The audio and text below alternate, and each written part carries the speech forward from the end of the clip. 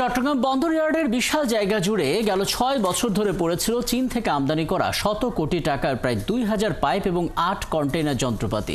ড্রেজিংয়ের জন্য আমদানি করা এই সমস্ত বিশাল আকৃতির পাইপ এবং যন্ত্রপাতি নিয়ে চরম বেকায়দায় চট্টগ্রাম কাস্টমস হাউস।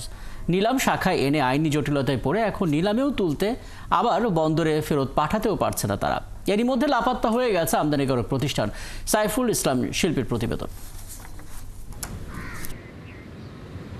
২০১৯ সালে ৯ ডিসেম্বর চ্যানজিং ড্রেজিং প্রাইভেট লিমিটেড নামের ঢাকার একটি প্রতিষ্ঠান ড্রেজিংয়ে ব্যবহারের জন্য ২০ ফুট এবং ৪০ ফুট সাইজের ১,৯০০টি পাইপ আমদানি করেছিল।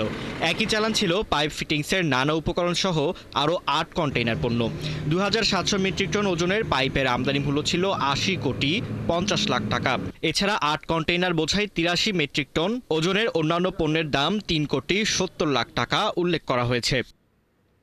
অভিযোগ উঠেছে নতুন পণ্যের পরিবর্তে আমদানি নিষিদ্ধ পুরাতন ব্যবহৃত পাইপ আনায় আমদানি নীতি অনুযায়ী পাইপগুলোর ডেলিভারি আটকে দেয় চট্টগ্রাম কাস্টমস হাউস।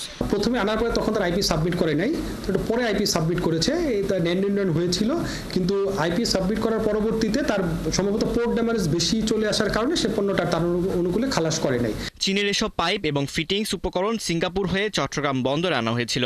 এই অবস্থায় নিলামে তোলার পর প্রতিক্রিয়ার অংশ হিসেবে ত্রুটি সংশোধনে বাণিজ্য মন্ত্রণালয়ে চিঠি পাঠিয়েছে চট্টগ্রাম কাস্টম হাউস। তো আমাদের এখন যেটা সিদ্ধান্ত যে আমরা এটা বাণিজ্য মন্ত্রণালয়ে একটা চিঠি লিখবো, যদি তারা আমাদের পূর্বানুমতি প্রদান করেন এটা নিলামে বিক্রি করা যাবে, তারপরে আমরা এটা নিলামে বিক্রি প্রক্রিয়ায় হাত।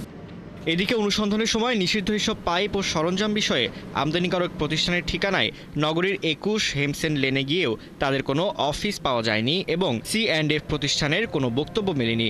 এদিকে প্রতিদিনই বিশাল আকৃতির লরিতে করে বন্দরের শেড থেকে পাইপ নিয়ে আসা হচ্ছে নিলাম শেডে। এগুলোর কারণে আমরা অন্যান্য মালামাল রাখতে পারছিলাম না এবং কাস্টমসকে বুঝিয়ে দেওয়ার পরেও কাস্টমস নিতে পারছিল না, কেননা তাদের অকশন শেডে জায়গা ছিল না। এখন কিছুটা জায়গা হয়েছে, এখন আমরা সেগুলা কাস্টমস অকশন শেডে পাঠাচ্ছি।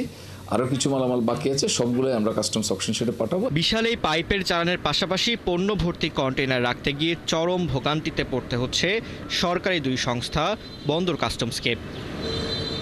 ফারদিন নীরব, ৭১।